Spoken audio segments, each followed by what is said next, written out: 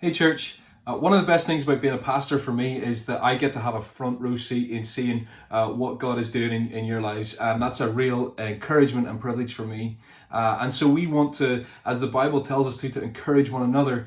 So this week, Stuart and Ali spoke with Suzy and Elijah about what God's been doing in their lives. And earlier on, I spoke to Nigel and just how God is encouraging him and what's been happening there. So let's take a look and be encouraged.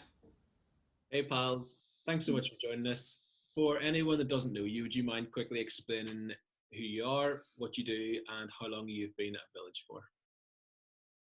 I'm Suzy. I'm Elijah. We've been going to Village for about 2.5 years, and we are wedding photographers. Very good. We wanted to kind of take the opportunity just to say how encouraged we've been by you guys. You've been massively faithful and committed to just all aspects of Village life, MC and core, and it's been such like a blessing just to be able to witness God like working in your lives. We would definitely feel like a year and a half ago there was kind of like a turning point where it kind of like maybe something clicked. So we're just interested to kind of hear what you feel was the reason for that, and how God has been working through you and how your kind of like rhythms of life have changed through that. Yeah, I remember we were going through, we were attending Village, we were part of MC, and it was amazing.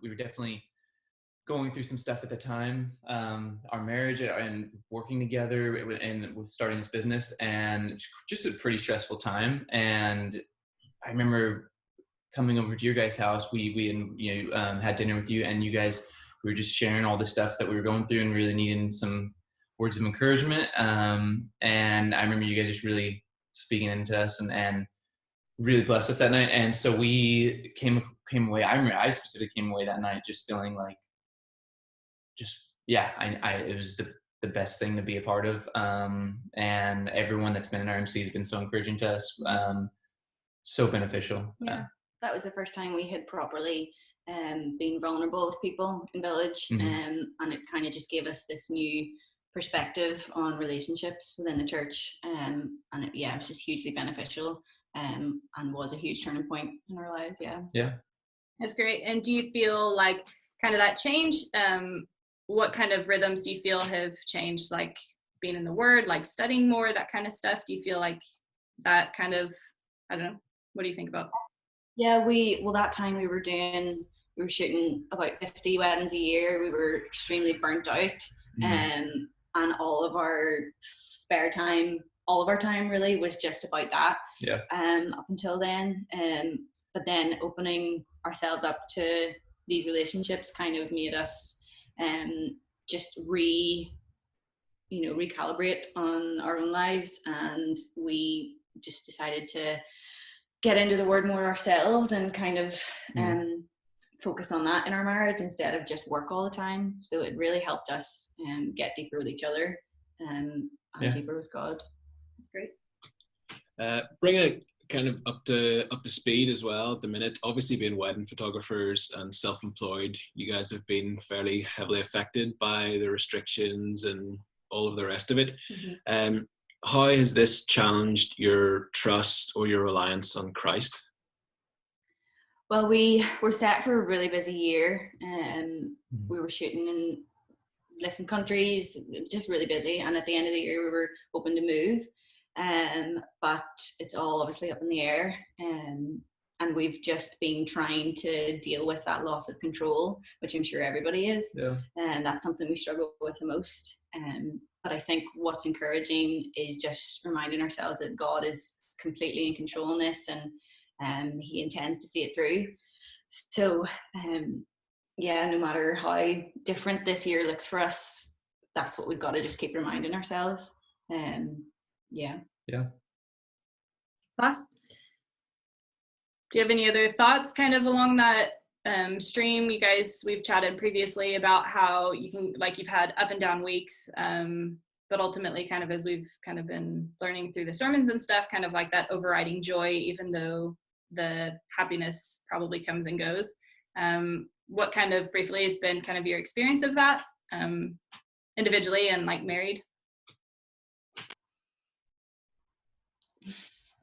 Well, we we both struggle a lot with mental health.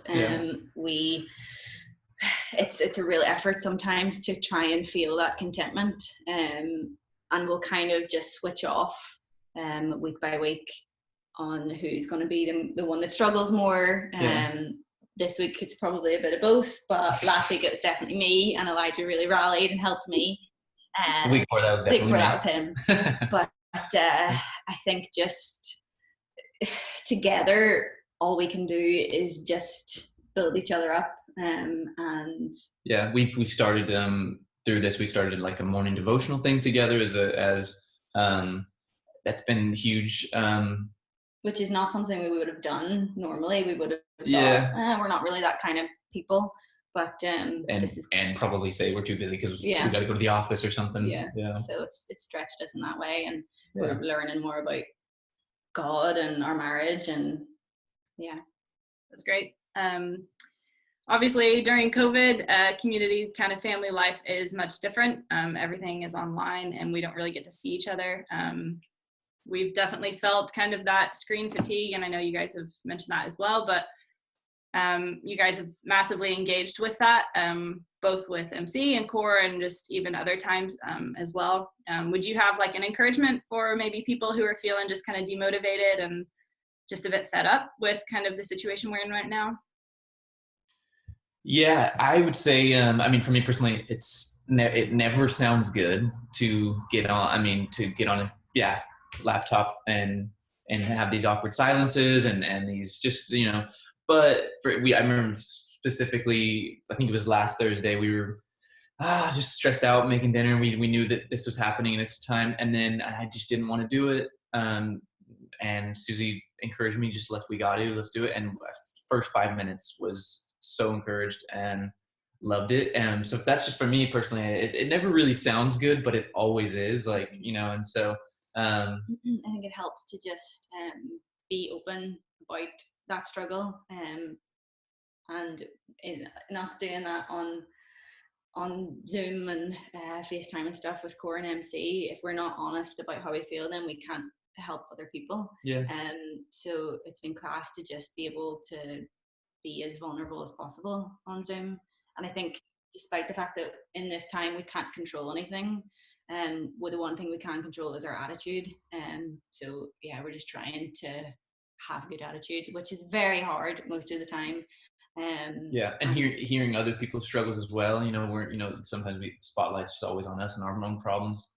Hearing about others and what they're going through just really takes your mind off of your own self, and so that's great. It's definitely been an encouragement to see kind of how God's working in your lives and in others as well, even with Zoom and stuff like that. He definitely works in our weakness, so that's super encouraging. Thank you guys for taking the time to chat, and we will see you soon. So Nigel, you live on your own. What's that been like since the lockdown and the quarantine? But living your own, it was terrible. It was terrible. But as I say, my faith has brought me through all this. Yeah. And I thank God for that. My faith has brought me through it.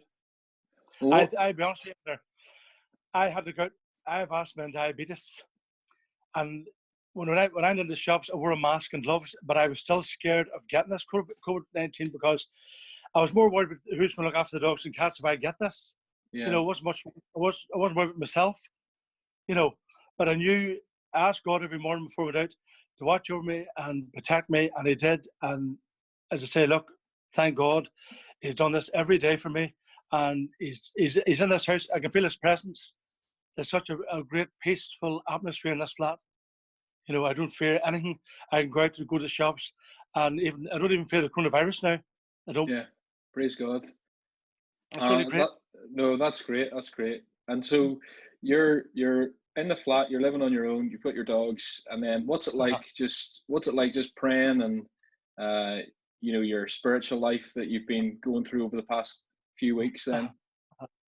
Well, when I pray, as I say, Satan starts to come on the prayers a wee bit, and sometimes I have to stop and to command him to go away, leave me alone. Mm-hmm. And that it does work. And as I say, I pray to God, And I should maybe praying for half an hour, because there's that much to pray for. There's my family, and all my MC, and I pray for you and Haley and the kids and Lucas and all, and East as well. I pray for Northern Ireland. I pray for the whole world, royal family, the whole heap. Pray for them all, you know. And you know, it's a great peace. I know God brings me through everything. He's in my life. I can feel him here. Yeah. You know, there's days I'm down, but I pray to God, and then a great peace comes over me. Even singing last week, "Be still for the presence of the Lord." I was sitting here singing that, and the great peace came over me, Elder. And then after I'd sung it, I played it back to myself, and I burst into tears. Then I cried a good wee bit, and then I stopped. And what a great peace it was! Wow, what a great peace! So you're experiencing a real sense of God's presence then. Oh yes, I know God. I know God's with me. So then, how have your MC church been encouraging you in any ways? What's that been like? I love all my MC, and as I say, Liam has been like a blood brother and sister to me, and I mean that. Wow. 100%. I mean that from the bottom of my heart. I would have been lost without them. Lost without all my MC. I mean that. I'm not just saying with Liam and Claire. They're all good so they are. Because Beth would come down to the back door there. Beth would come to the back door and bring her 2 wee dogs to see if I'm all right. And David and her come last Saturday before to see me, so they did. And then I seen Barbara one day in the Armour Road. She was on test route and seen her, and I said hello to Barbara. But it's you know, I just love them. I love them around me. You know, great. It's great to have them in my life. I wouldn't be without them, and I mean that. Isn't that what that's what the Bible tells us, that we're a family, and that's right.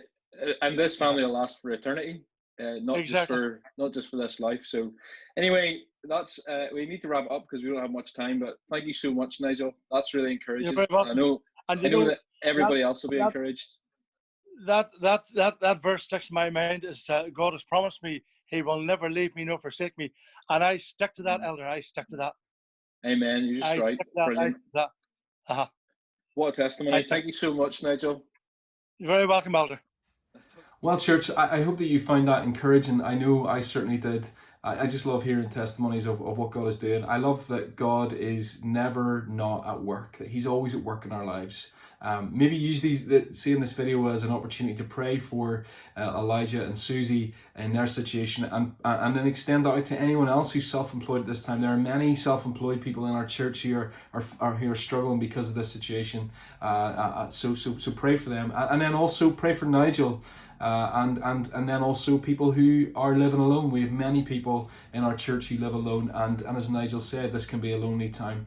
So do pray for them, and let's be encouraged at what God has done. I've been listening to this hymn all week that says, "Ponder in you what the Almighty can do," and that's what we as the church do. We look to God and see what He's doing all the time. Behold the works of the Lord. Be still and know that He is God. See you soon.